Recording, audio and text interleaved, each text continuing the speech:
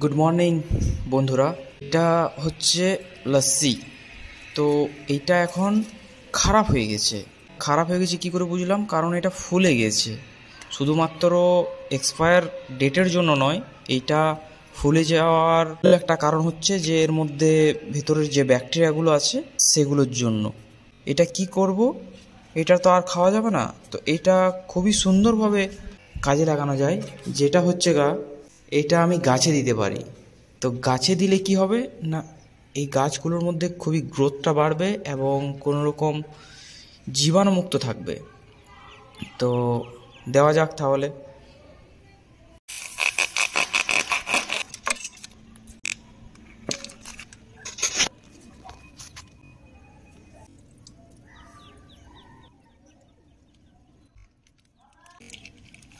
এটা এখন দিয়ে দিয়েছি।